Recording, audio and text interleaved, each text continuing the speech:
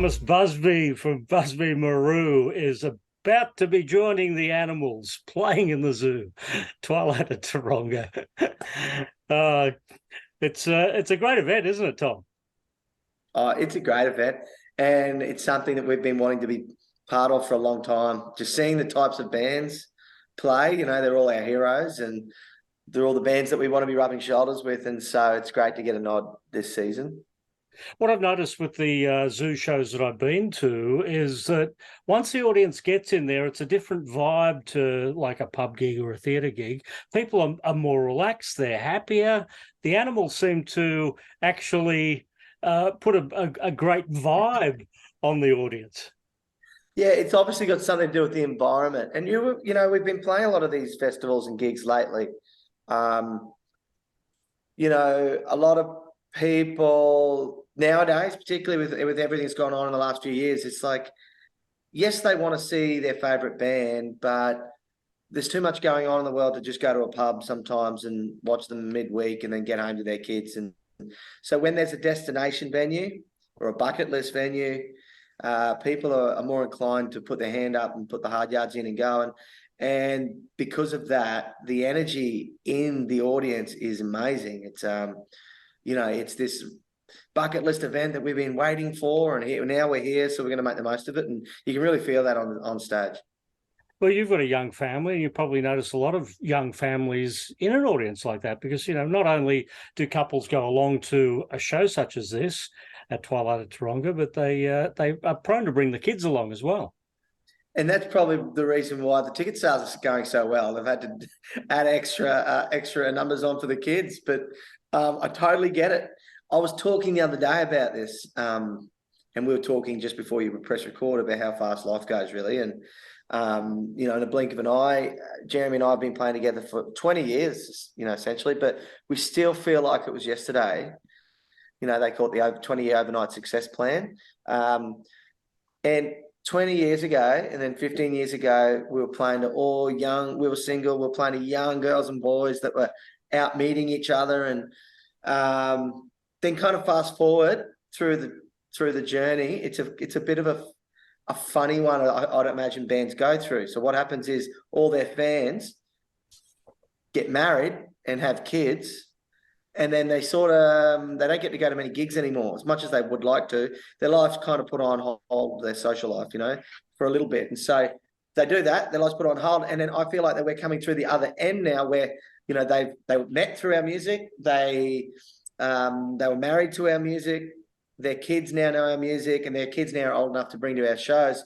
So it feels like we're at the other end of that, where we get to experience, that generation where it won't be that far away, where, we'll be playing with their grandkids, to their grandkids. There's similar thing that happened on the Midnight Oil tour with all those fans. Sure. Well, that first album was 2010. We're coming up to 12 years this year, 13 years next year. The dynamic of the lyric that went into a 2010 young Thomas Busby compared to now, how has the tone of the lyrics changed over that time? Well, definitely the content has changed, because you listen back to the first album, in terms of the content, it's all about wanting to fall in love or finding that love of your life. And then as it kind of evolves, you can see where we're at with our lives in terms of, I'm married with 4 kids now. So you can tell with the second and third album, I'd started to meet my wife, and it was all lovey-dovey. And then by the fourth album, it was a lot of like sort of, take me back for being naughty or just analyzing life more, and it's like, holy shit, what has gone on? What are these parts of life that I'm learning? It's not all about finding first romance. It's about holding on for dear life, to the good times, to the bad times. And the fifth album's a bit the same. Fifth album's all the new one, the one about to drop next year. It's a bit about hope. It's all about having a positive outlook, which Busby Marou have always had. But this time we've got a positive outlook, despite the fact that we now know how tough life can be, which I think is pretty important about Busby Marou. And in terms of the lyrics themselves, there's something really endearing about listening back to the first album and the second, we weren't trying to impress anyone. There were no rules around structures of verses and chorus. It was really personal. And I really love that naivety a lot. And sometimes, you know, you can get lost with trying to make it sound too professional or calculated in a way where it's geared for radio, and you can get lost in that process where, again, I feel like we've just kind of gone back to being ourselves, which is what we like most about Busby Marou, is being ourselves. Well, with a song like Everything Is Beautiful, obviously you're in a good place at the moment. Definitely. But again, you know, it's an interesting time to release that song. You know, everyone going through COVID, a lot of mental health. And, you know, that was a good example of trying to have a positive outlook, despite the fact that we shouldn't. You know, times are tough, times are hard, but just stop for a moment. Like, everything really is beautiful. Just remember that. And it's pretty hard when you're just bogged down and you've got kids running around everywhere, and you're doing just the everyday grind of life, which, you know, as you get older, you really understand a lot more. How far down the process is this album number 5? Have you completed? Well, at the moment, it's done. We're at the worst part of the album, I reckon, because it's all done. All the mixes, we're all happy with the mixes, the sequence all finished. Now we're just at the part where we fight about artwork, song, you know, album titles, and just the only time Jeremy and I quabble. Well, we don't really. He's fine for anything, but I just say that because I just got some draft artwork through just before this interview, and yeah, it's really exciting. So look, the singles are starting to be released early next year, and I think they're setting an album release date, you know, for mid to late next year. But yeah, I just played the mixes start to finish a moment ago. So really exciting. That's interesting that you have something that is completed now, but, you know, it might be towards the end of next year when we all get to hear it. I know, and it can be frustrating, and particularly this one in particular, because, you know, we were sort of forced to stop touring our 4th album, The Great Divide, because of COVID, just like every other band in the world. And we started writing the next album straight away. So it's been 3 years, 4 years. And so I often find that the longer the process, the more inclined you are to move on from a song, or, you know, so there's pros and cons for both. For example, there was a song that we thought was going to be their biggest and best song ever, and we don't even like it anymore. So it's not even near it. You know, so you got time to kind of think about those things. But then there's other songs that you just think about too much. And I always like the Willie Nelson approach. Write, record, create now, release it. Do it again. Now, don't worry about whether it's going to be the best album you've ever done and this. And I feel like it should be a representation of right now. And this album, even though it took 3 or 4 years because of what's going on, it does represent that. It represents that right now of what happened and what's happening and what's still happening. So yeah, it's been a long process this time round. I can tell you the next one won't be, but very happy with the result. Well, you know, you had some great successes with the albums. The first one, well, you know, that was probably the least successful, coming in at 24, but then it was all top 10s, including a number 1 with Postcards from the Shell House. So that means people coming to your shows know pretty much everything you've ever recorded. So that must make for an interesting discussion between you and Jeremy when you put a set list together each night. Oh, set list. It should be a good problem. Everyone says, we keep saying it's a good problem, but no one helps in the band. I always tell everyone, okay, here's a rough set list. We got to cut 5 songs.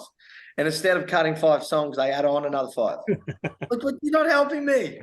So, you know, we are connected to a lot of songs that probably will never leave the set. And, you know, yeah, it is quite a strange feeling, is the more people keep coming back, particularly if they're new fans, if they've joined from Postcards from the Shell House or from the last album, we find that they've come to hear, you know, a bigger song from that album, and they've gone back and then done the research. and they've gone down a bit of a rabbit hole, and all of a sudden, there's these old songs, and that more and more people are singing, songs from the first album, which is a great feeling that that's still got life. Yeah, we've still got the, I guess, the Bruce Springsteen template to go by. His record is 4 hours and 7 minutes for a show. You could pretty much fit all your 4 albums into that. Yeah, you know what? We love playing live too. And, especially when we play at our hometown. I understand when you go and play some festivals and some shows that you just got to get off stage. Some people that you kind of tapped out, you're done, and you want to leave them on a high note. But often when we go back to Rockhampton, we just can't get off stage. We play almost every song. So I don't know if we've got the stamina of the boss, but yeah, we'd happily give it a go. Yeah. Well, you've recorded a few covers along the way for other projects, but, there was the Split Ends and the Crowded House. So obviously Neil Finn has a particular connection to this band. Big time. No secret that I am his biggest fan. I love him. I just love, Crowded House. It was interesting. Tim from Boy and Bear, I read the other week that he got to play on stage with Crowded House, and he posted on his socials that ever since they played their farewell concert at Sydney Opera House and he recorded it on VHS, he'd been addicted and in love with this band. Well, that's how I fell in love with them. I recorded it, for everyone listening with, this is well before iPhones and any of that. So it was a recorder, a VHS recorded from the Channel 9 or whatever played it. And every afternoon after school, every afternoon without fail, I'd come home and play it, but I would stop and start and I'd write in between the lyrics. So I'd write the lyrics of the songs. That's how I learnt the lyrics, because there was no Google, of course, back then too. So that's how I honestly believe I became a lyricist or a songwriter. I was studying these words without realizing it. I was only writing down the lyrics so I get to learn them off by heart to sing them. But really, it was kind of like research and study. So it's subconsciously kind of etched into my brain, and I have a lot to thank the Finn brothers for that.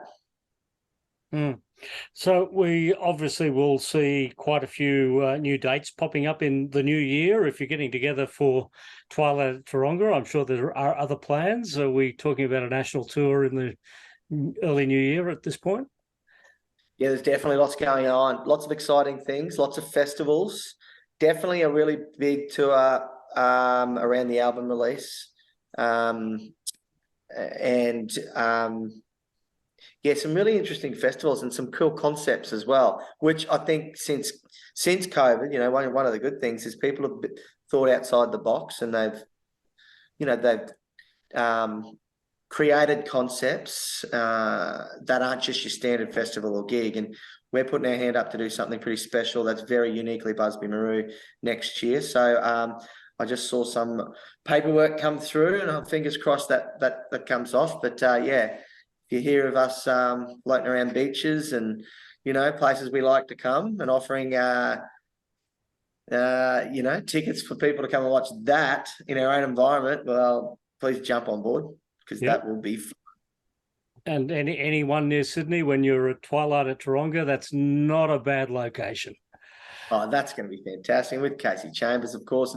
And Kasey's also done some pretty awesome covers of the Finn brothers as well for a similar project. So you never know, we might be banging out some cool covers there together. Oh, that'd be good. A little bit of collaboration. That I would like to see. Perfect stuff. Well, thank you, Tom. No, my pleasure. Thank you.